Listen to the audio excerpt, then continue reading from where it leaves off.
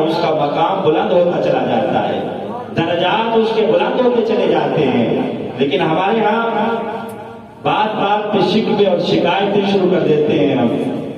اللہ رب العزت کے ہاں ہم بات بات پر شکایتوں کے انبار لگا دیتے ہیں کہ ہمیں یہ نہیں ملا، ہمیں اس چیز سے محروم رکھا گیا ہے، مصیبتیں ساری میرے لیے ہیں، بیماریاں ساری میرے لیے ہیں. یہ سارے کے سارے شکوہ شکایات کے جو الفاظ ہیں زبان پہ لانے سے پہلے بندے کو سوچنا چاہیے کہ اللہ نے اتنی مجھے آسائشیں عطا فرمائی، اتنی اس نے مجھے خوشیاں عطا فرمائی، اگر تھوڑا سا غم ملا ہے تو یہ بھی مجھے ہنس کے برداشت کرنا چاہیے. آج جو گھر اجڑ رہے ہیں، طلاق کا ریشو بڑھ رہا ہے، آئے دن کہیں نہ کہیں سے خبر آتی ہے کہ طلاق ہو گئی. طلاق کے مسائل لوگ ہم سے پوچھنے کے لیے آتے رہتے ہیں، تو یہ حوصلہ اور صبر نہ ہونے کی وجہ سے. میاں بیوی اگر دونوں صبر کر لیں، اللہ کی رضا پہ راضی ہو جائیں اور صبر کی دولت جو اللہ نے انہیں عطا فرمائی ہے اس کا دامن تھام کے رکھیں، تو یقیناً پھر گھر بھی ٹوٹنے سے بچ جائے. طلاق کے جو ریشو بڑھ رہے ہیں یہ بھی کنٹرول میں آ جائے اور گھر جنت کا نمونہ پیش کرنے لگے کہ جب خاتون خانہ بھی جو وسائل ملے ہیں اس کے اندر رہتے ہوئے گزارا کرے اور صبر کرے، شکوہ و شکایت منہ پہ نہ لائے. اور خامد بھی پہلے تو غصے میں آ کے طلاق دے دیتا ہے، بعد میں پھر پوچھنے آتا ہے کہ کوئی راستہ ہے واپسی کا، بعد میں پھر مسئلے پوچھتے ہیں کہ کوئی راہ نکالے، پھر دوسرے مسلک کے لوگوں کے پاس جا کے وہاں سے فتوے لے آتے ہیں، واپسی کا کوئی راستہ تلاش کرتے ہیں. تو پہلے بندہ اگر حوصلے سے کام لے، حوصلہ کرے، صبر کرے، استقامت کے ساتھ بندہ اگر کام لیتا ہے، صبر کا دامن پکڑتا ہے، شکوہ اور شکایت نہیں کرتا، تو یقیناً اللہ رب العزت کے ہاں بھی اس کا درجہ بلند ہوتا ہے، مقام بڑھتا ہے، گھر میں بھی سکون آتا ہے، بندے کی معاشی حالات بھی بہتر ہو جاتے ہیں اور گھر جنت کا نمونہ پیش کرتا ہے. اللہ کے احکامات پہ بندہ عمل کرنے والا ہو جاتا ہے، دنیا بھی بہتر ہو جاتی ہے، آخرت بھی بہتر ہو جاتی ہے. نبی پاک سے پوچھا گیا، حضور سب سے زیادہ پریشانیاں اللہ نے کن کے اوپر نازل فرمائی ہیں؟ سرکار دو عالم صلی اللہ علیہ وسلم نے ارشاد فرمایا کہ سب سے زیادہ پریشانیاں اللہ نے نبیوں پہ نازل فرمائی ہیں. نبیوں پر، پیغمبروں پر سب سے زیادہ مشکلات آئی. ہمارے اوپر تو مشکلات ہے ہی نہیں، ہمارے ہاں تو نعمتوں کی فراوانی ہے، گھروں میں نعمتیں ہی نعمتیں ہیں، ڈیپ فریزر بھرے ہوئے ہیں ہمارے ہاں نعمتوں کے، کھانے کے انبار ہیں گھروں کے اندر. نبی پاک صلی اللہ علیہ وسلم چوتھے دن کھجور کھاتے، 4 دن پھاقے میں گزر جاتے، سرکے کے ساتھ چھوٹی ہوئی روٹی آپ اس کے اندر ڈبو ڈبو کے کھاتے. تو نبی پاک فرماتے ہیں کہ سب سے زیادہ مشکلات اللہ نے نبیوں پہ نازل فرمائی ہیں. پھر کس کے اوپر نازل فرمائی؟ فرمایا پھر جو اللہ کے جتنا قریب ہوتا جاتا ہے اللہ اتنے مشکلات ڈالتا چلا جاتا ہے. اس کے بعد صالحین پر، اولیاء پر، علماء پر، صلحاء پر، یعنی جتنا جو آپ کے قریب ہوتا ہے اللہ اتنے ہی مصائب اس کے اوپر ڈالتا ہے. کس لیے؟ آزمانے کے لیے، تاکہ اس کو آزمایا جائے، پرکھا جائے، دیکھا جائے کہ شکوہ اور شکایت کرنے والا ہے یا ہر حال میں میرا شکر ادا کرنے والا ہے. 60 سال اللہ نے نعمتیں عطا فرمائی. اب بڑھاپے میں آ کے ظاہر ہے جسم کمزور ہو جاتا ہے.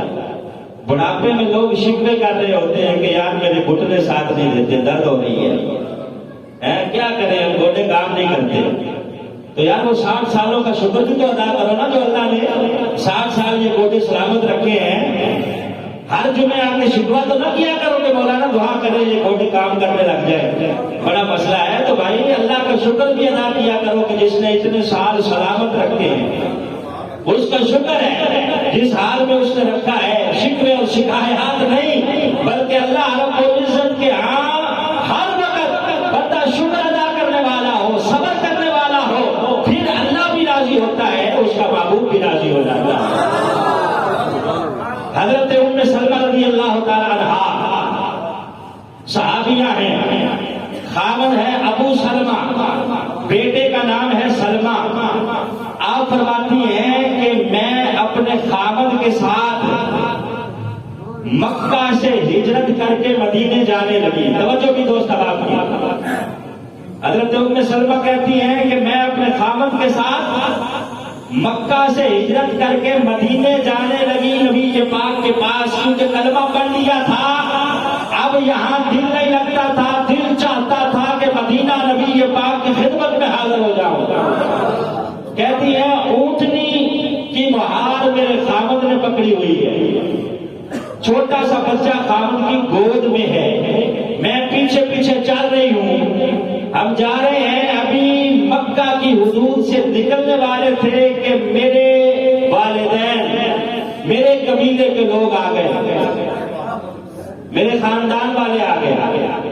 آ کے میرے خاوند سے کہا کہ تو جاتا ہے تو جا، اپنی بیٹی کو ہم نہیں جانے دیں گے، اسے ہم مدینے نہیں جانے دیں گے، تو نے جانا ہے تو جا۔ حضرت ام سلمہ کہتی ہیں کہ میرے خاندان والوں نے مجھے زبردستی روک لیا، بچہ بھی میں نے اپنے پاس اٹھایا ہوا تھا، خاوند سے میں نے بچہ بھی لے لیا، اب میرا خاوند جو ہے وہ اکیلا مدینہ طیبہ روانہ ہو گیا۔ کہتی ہے کہ میرا خاوند تو مدینے کی طرف چل پڑا، جیسے ہی میں بچہ لے کے اپنے خاندان کے ساتھ گھر چلنے لگی تو ادھر سے خاوند کے گھر والے آ گئے، میرے سسرال والے آ گئے، انہوں نے آ کے میرے خاندان کے ساتھ جھگڑا شروع کر دیا کہ اگر تم اپنی بچی نہیں نہ بھیجو گے ساتھ تو یہ بچہ ہمارا ہے جو اس نے اٹھایا ہوا ہے، یہ ہماری نسل ہے، اسے ہم اس کے ساتھ نہیں جانے دیں گے، یہ ہم اپنے پاس رکھیں گے، ٹھیک ہے تم اپنی بچی لے جاؤ، لیکن یہ بچہ چونکہ ہمارا خون ہے، ہماری نسل ہے، تو ہم اس کو اپنے پاس رکھیں گے۔ حضرت ام سلمہ کہتی ہے عجیب منظر ہو گیا، خاوند مدینے چلا گیا، بچہ مجھ سے خاوند کے گھر والے چھین رہے ہیں، میں اپنی طرف کھینچتی ہوں، وہ اپنی طرف کھینچتے ہیں، اسی کھینچا تانی میں کہتی ہے کہ میرے بچے کا بازو اتر گیا۔ عجیب کشمکش کا منظر ہے، آخرکار وہ زیادہ لوگ تھے، بچہ لے گئے، میں اپنے ماں باپ کے ساتھ ماں باپ کے گھر آ گئی۔ کہتی ہے کہ اب دن گزرتے جا رہے ہیں، میں رات کو بھی روتی ہوں، دن کو بھی روتی ہوں، شکوہ و شکایت نہیں ہے، شکوہ نہیں ہے، ہر حال میں رب کا شکر ادا کرتی ہوں، صبر سے کام لے رہی ہوں۔ کہتی ہے کہ میں سارا جب صبح ہوتی تو لوگ اپنے اپنے کام کو چلے جاتے، میں صبح اٹھ کے اس جگہ پہ آ جاتی جہاں میرا بچہ مجھ سے بچھڑا تھا، میرا خاوند مجھ سے جدا ہوا تھا، میں وہاں آ کے رونا شروع کر دیتی ہے، کوئی شکوہ اور شکایت نہیں کرتی، بس صبر سے کام لیتی اور کہتی یا اللہ کوئی راستہ نکال دے،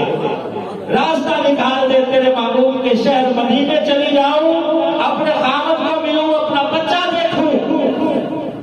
کہتی ہے کہ جب پورا سال گزرا نا میرے صبر کو، میرے صبر کا پورا ایک سال مکمل ہوا تو میرا چچا زاد بھائی میرے پاس سے گزر رہا تھا، اس نے مجھے دیکھ کے میری حالت دیکھی تو اس کو رحم آ گیا،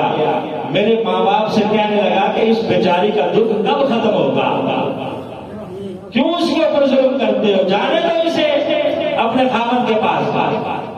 اس نے قائل کیا میرے والد کو، میرے گھر والوں کو، میرے گھر والے مان گئے۔